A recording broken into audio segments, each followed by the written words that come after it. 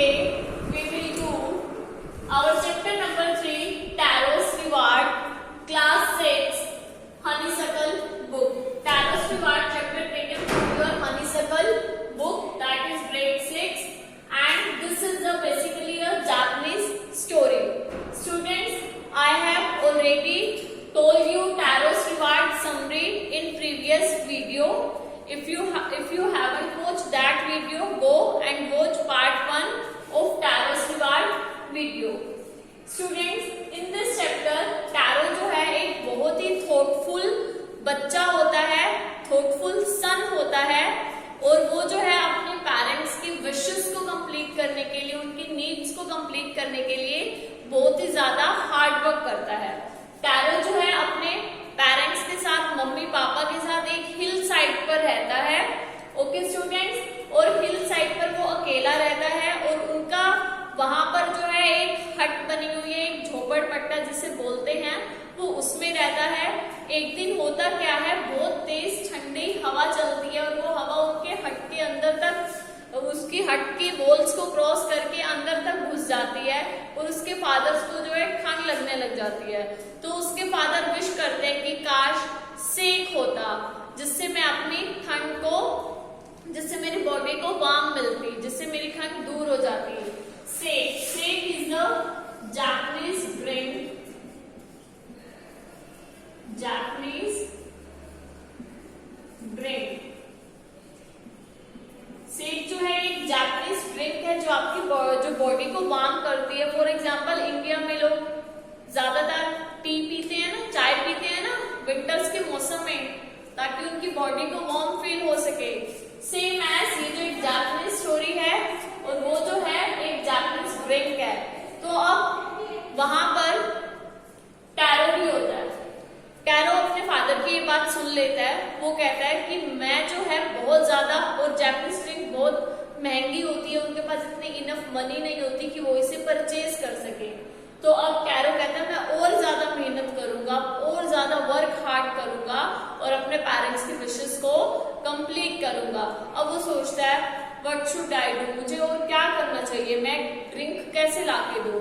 तो वो hard work करने की सोचता है. नेक्स्ट मॉर्निंग वो और दिनों के कंपैरिजन में जल्दी उठता है, सीधा फॉरेस्ट, और टैरो जो एक वुड कटर होता है, सीधा फॉरेस्ट की तरफ जाता है और वुड को है चॉप करता रहता है कंटिन्यूस सुबह से लेकर वुड को चॉप करता रहता है कि सूरज भी उसके सिर पर चढ़ के आ जाता है. जब 12-1 बजे का टाइम होता है, आपको पता है सूरज बिल्कुल हमारे सिर के ऊपर होता है, उसकी बहुत तेज धूप होती है, और सूरज जब सिर के ऊपर चढ़ आता है तो टैरो का मुंह भी जो है वो ड्राई हो जाता है. टैरो को गर्मी लगने लगती है, वो अपनी जैकेट को रिमूव कर देता है. तो टैरो सोचता है काश ये जैसी वार्म मैं यहाँ फील कर रहा हूँ, मैं अपने फादर को भी ऐसी वार्मनेस, मेरे फादर भी ऐसी वार्मनेस फील कर पाते, मैं अपने फादर को भी ऐसी वार्मनेस फील करवा पाता.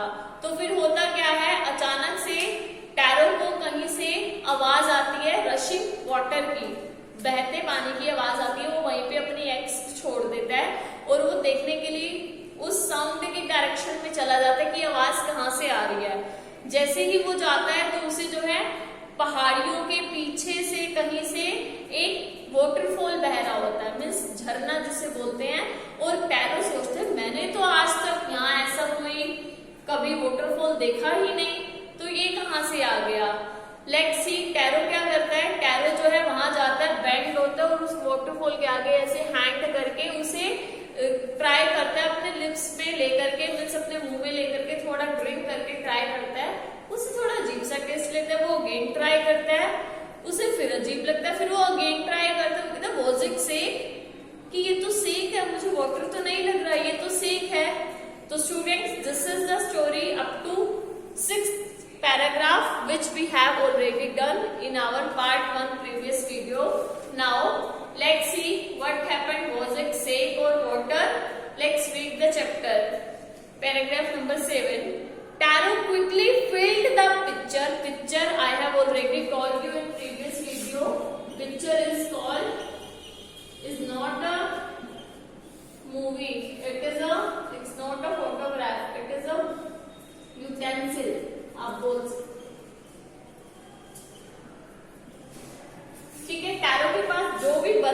है वो क्या करता है, Taro quickly fill the pitcher, फटाफट पिक्चर फिल करता है, he had with him and hurried home, और फटाफट घर की तरफ भाग लेता है। The old man was delighted with the sake, अब जो ओल्ड मैन होता है, जो उसके फादर होते हैं, जो बुजुर्ग हो चुके हैं, वो बहुत खुश हो जाते हैं सेक को देख करके।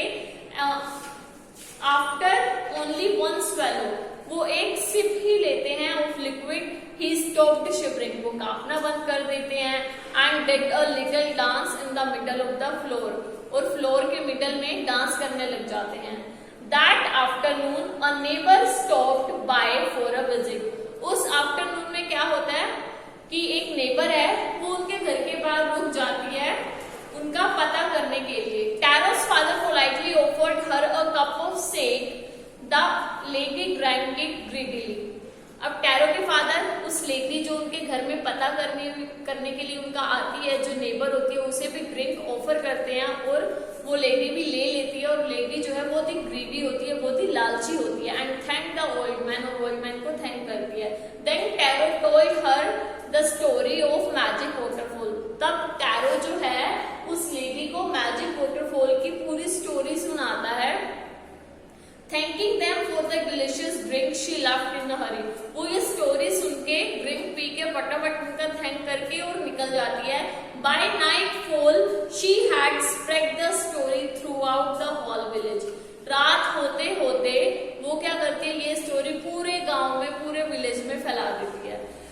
That evening there was a long procession of visitors to the woodcutter's house, तो अब उस टाइम पे जो है उस इवनिंग के टाइम से ही रात तक पूरे गांव में फैल जाती है, और इवनिंग से ही वुड कटर के घर में गांव के लोगों का आना स्टार्ट हो जाता है। Each man heard the story of the waterfall, हर कोई मैन आता है और उस वाटरफॉल के स्टोरी को सुन करके जाता है। And took a sip of the sake, और सेक का एक सिप भी ले करके जाता है, बिकॉज फ्री का जो होता है इसलिए वो आते हैं ले करके जाते हैं, otherwise sake is very expensive drink. In less than an hour the pitcher was empty, एक घंटे से भी कम के अंदर वो जो पिक्चर होता है जिसको टैरो फिल करके लेकर के आया था वो कंप्लीटली जो है एम्प्टी हो जाता है, कंप्लीटली ये जो पिक्चर होता है वो एम्प्टी हो जाता है।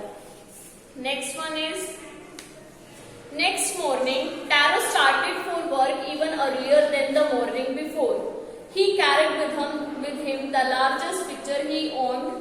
अब क्या होता है, अगली मॉर्निंग टैरो जो है और ज्यादा जल्दी उठता है और अपने साथ पिक्चर लेकर के जाता है बहुत बड़ा अपना।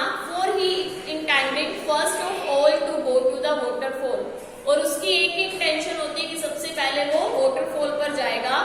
When he reached it, he found to his great surprise all his neighbors there. जैसे ही वो वाटरफॉल के वहां पहुंचता वो देखता अरे मेरे सारे नेबर्स यहाँ खड़े हुए हैं। As you can see in the picture, all neighbors are standing near the waterfall, खड़े हुए हैं।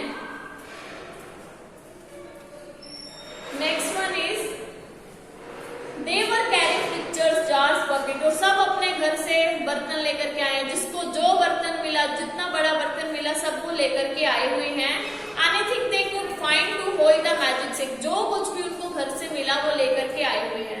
Then one villager knelt and held his mouth under the waterfall.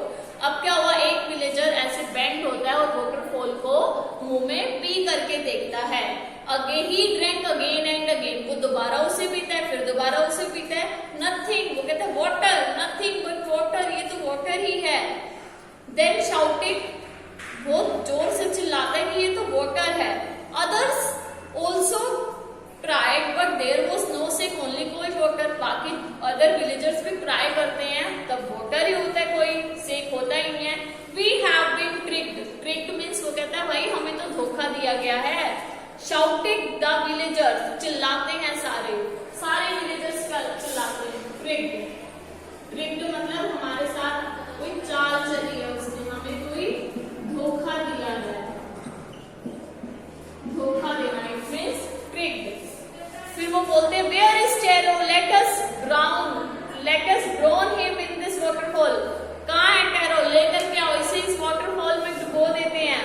But Taro had been wise enough to slip behind the rock, Taro wise भी था,